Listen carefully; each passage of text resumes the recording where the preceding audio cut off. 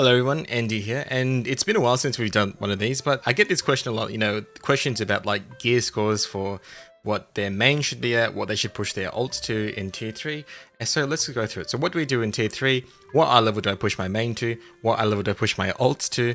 What do we do with my ults even in tier 3? And what Uno quests do I do as well? We just hit tier 3, what do we do? Okay, we got to do the 1100 Chaos Dungeon of course first to get your tier 3 gear.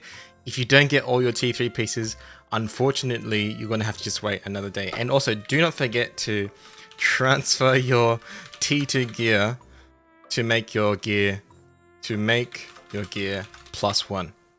Okay? I've messed this up twice. I don't know how, I'm stupid, but make sure you transfer your tier 2 gear. It's going to save you a lot of mats and a lot of silver. Start doing the Anguished Isle daily. So Anguished Isle is right next to Punika, just south of Punika. It's important for getting the Omnium star. There's a small chance to get the Omnium star at the dungeon, at the end of the dungeon in Anguished Isle.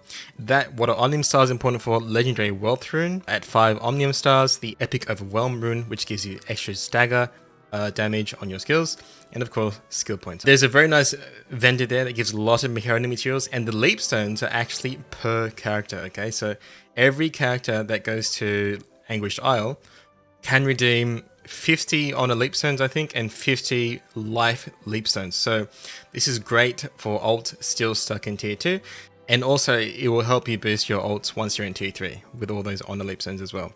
A lot of engraving books, legendary and epic. So there's 2 legendary books. Now these are roster bound only, so you only get 1 set of them. I think it's only 2 legendary books, so you definitely can't farm those per character, but nevertheless, it's very nice. And of course, you get a legendary Overwhelm Rune. Now, of course, always do your pirate coin vendor. So you're going to need to get a lot of pirate coins. Honestly, right now, we're getting a lot of pirate coins from both of the event vendors, from the Naruni Racing vendor and the event Guardian vendor. So make sure you're doing all that stuff weekly and buying out those vendors completely. So yeah, each character can buy a set of T3 honing materials from their pirate coin vendor outside of every port. So keep that in mind. Boost to 1325 ASAP. Why? You can start farming Necrocina and the 1325 Abyss Dungeon, so you can start farming gold. Do 1385 Orion. Orion is in an island northeast of Punika, and if you just watch your calendar, it will show you exactly where it is. Just join up in a party, and you should even be able to farm it at a fairly low level. So start farming Orion, the field bus, whenever you can. When you start getting 1350 plus, try and start doing Moaki. You could probably do it a little bit earlier, but honestly, you're kind of leeching. So if you do go to Moaki, make sure you are with a couple of friends, or you can find a group that will make up for your damage. You must get into a party, so you make sure you get contribution. And why is Moaki important? Not only for the yellow accessories for T3 homing materials, but also for the Omnium stars. And while we talked about Omnium stars, they're important for all this stuff up here. Okay, so also consider doing the Purification Ritual daily for another Omnium star, okay? But you may just want to focus on leap zones for now to progress your character to a higher item level. I think it's okay. I think it's okay to overlook this one for now. What iLvl do I push my main to? Okay, so the first step is 1340, okay? We can do both Abyss Dungeons for weekly gold and accessories. I think at this point in all regions, the bonus roll may not be worth it unless you're trying to get some class engraving accessories. In my opinion, I would just not get the bonus roll at this point. I think gold is really hard to come by, so just forget about it for now. It was worth it in the past when we had a lot of gold, but not anymore.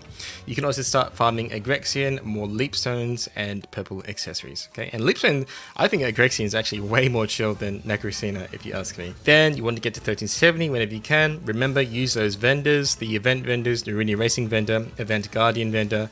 Use those honing success chance books, all the extra materials, and you want to save those honing enhanced materials like solar protection, all that kind of stuff, for plus 13 and plus 15 gear, in my opinion.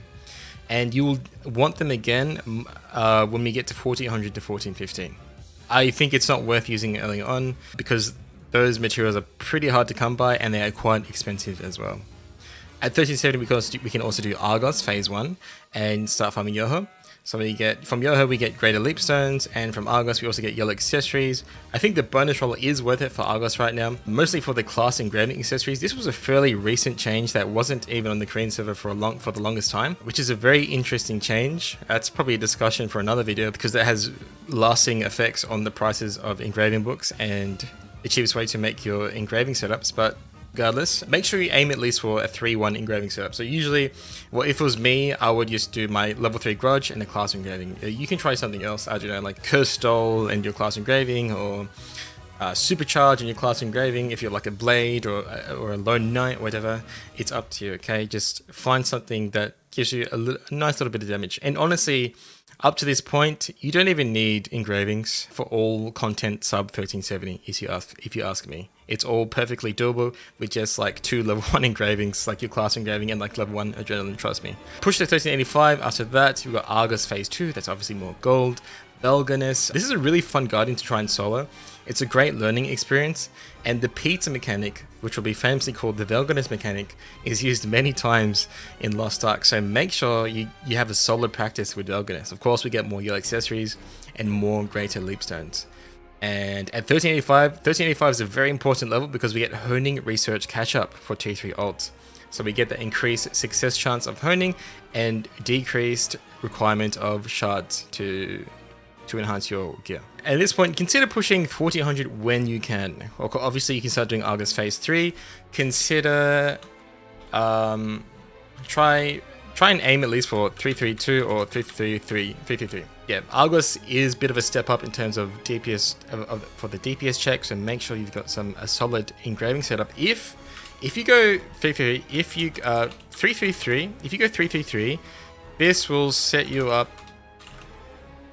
This will set you up for Valtan and Vicus. So if you go 4 3s, this will actually set you up for a long time for Valtan and Vicus normal. Eventually you will want to switch to a relic set, a full relic set of at least 4 3s or 4 3s 1 for Valtan hard and Vicus hard, because that AP boost is not trivial. It's actually a lot of extra damage. So, but for now, you can definitely make, if you do get a full yellow accessory set with 4 3s, that will set you up for quite a while. And honestly, that will be more than enough for Argos Phase 3. And of course, all that considered, being 1400, having multiple level engravings, you can solo Belganus faster. Or you can find a group of competent friends. I think matchmaking is a little rough for Belganus right now. Even on the Chaos server, it's actually quite rough. Quite a hard guardian, and it's honestly a fun guardian to learn. So I highly recommend you try and learn this boss in and out. Okay, it's a great learning experience. And yeah, 1400, I would just stop here until Valtan release. There's another discussion that, like, if you do have the materials, if you could push the 1445, you would be far ahead, and you could even do Valtan, hard Valtan on release. But for now, I'm thinking of the average play, and I think most people, probably not even, a lot of people may not even hit 1400 before Valtan comes out. So I'm just thinking of like the average player. I'm just going to say stop here until Valtan release, and when Valtan does come out, do then push to 1415. So you can do South Fern, you can do the Chaos Dungeon, the South Fern Chaos Dungeon, etc, okay? What level do I push my ults to? Well, get everything to T3. If you don't have any ults, if some of your ults are still on Tier 1 or Tier 2, get them all to T3. Me personally, I've been playing quite casually, or semi-casually. I got like 300 hours, and I have 4 ults in Tier 3, and I've got 2 in Tier 2 about to hit Tier 3, okay? And I haven't really spent any money besides the Founders Pack and the Vanquish Pack, but I haven't even used the crystals from those. All my progression has been solely from has been free to play and using reshop. So get everything T3. We've got the event vendors have honing % chance books on all the materials, Naruni Racing vendor and the event guarding vendor. Tower gives a lot of materials as long as you complete it at least once fully. So I would complete it on your main at least at this point. If you have a main in T3, complete T1 and T2 towers for your T1 and T2 ults. We have infinite chaos, mostly for the shards. You should have enough leap stones from Tower and doing Unadalis. You have the Pirate Coin vendor for additional T2 honing mats. And me personally, I'm only doing leap stone Unas on all of my ults, so I can fast track their progression, okay, to Tier 3. Once you're in Tier 3, push to 1325. I recommend you still only do leap stones for Una quests, okay, at this point. I know some people would prefer to do, reputation quests, and once you're in Tier 3, push to 1325. I recommend you still only do leap stones for Una quests, I'll talk about what to do with UnaQuest later on. There's a bit more nuance to this, so we'll talk about that a bit later. If you have a 1385 catch-up, push all your ults to 1340 as soon as possible because you have that honing catch-up. All your 1340 ults can do both the 1325 and 1340 Abyss and the Grexian. That's good weekly gold, extra mats, and it scales with more ults. So the more ults you have, the more gold you're making, the more materials you're generating, and that also translates into gold or faster progression for your main and your ult, okay? Now at this point, you can consider, once you get your ults to 1340, you can consider farming low pung for silver, okay? For silver on all 1340s, because at this point I know a lot of you may be hurting in silver, especially because when you're pushing your main at to higher item levels, silver can be quite sparse. Now remember, if you're doing a Abyss dungeon and earn gold on 6 of your characters for that week, every character above the 6th cannot earn gold from weeklies. They can still earn materials from Guardian raids and Chaos dungeons, and silver from Una dailies, and do reputation and so on and so forth. But they cannot earn gold, okay? So at some point, they do become a bit of a burden. If you want to keep them up to date, they kind of can't support themselves because they cannot earn weekly gold. So consider that, okay? This was a fairly recent change, and I'm still feeling the effects of it on the Korean server. It sucks. I hate it. If you want to play more characters that can earn more gold, you need to make a second roster in the same region on the same account. If you use another account, that's considered probably against the TOS. Even still, I don't even know if making a second roster and sending gold to your main roster is in line with the TOS. So this is a bit of a question mark. We'll have to confirm. I don't know for sure yet myself. And finally, what UnaQuest do we do? Well, so for my main, I always do leap stones. My main is always doing leap stones. In fact, any character that you want to focus on progression on, you need to make sure they're only doing leap stone quests. And for me personally, what I'm doing right now, I'm doing 2 of the fast Phaeton leap stone quests. So there's one where you kill the big mushroom giant guy. He gives you a quest. That's a fast Una daily. And there's another one just south in Nameless Valley, where if you do the Fortune Teller daily quest 5 times in a row in Kalaja village, you should unlock that Una quest as well. And of course, I also do Frozen Sea. There are better ones that come out later on that are a bit faster, but for now, this is what I do. So for my ults, I do leap stones into 1340. Why? Because ideally, we're always only pushing with bound leap stones and selling unbound leap stones. That's how you make most of your gold, okay? Like brute forcing making gold is getting more ults, getting more materials, and selling those materials for gold. And of course, doing your weeklies for gold. So this is the most brute force way about it, without learning how the market works or learning how to flip items. This is like the most fundamental way of making gold, is selling your leap stones and materials. So that is why we want to use UnaQuest to get bound leap stones to push our characters, okay? But once you've got your characters to where you need them to be, and you don't plan to push them for a while, then you can start doing low pung Una dailies for silver. So the Vern, Shusha, and Arthurtine quests give the most silver.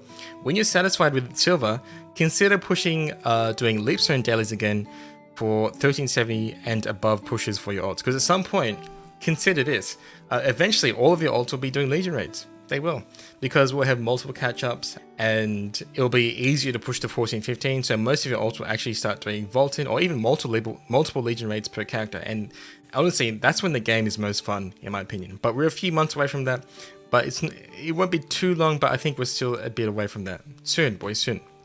And finally, of course, reputation from Island. So you could set aside 1 or 2 ults to do this if you wish. But I always recommend, you make sure you're pushing make sure you're farming silver from low pungs, and make sure you're either doing leap stones so you can push your characters later to high item levels, okay? So that was my little talk of what to do with characters, where to get them, and what you should be doing with them, okay?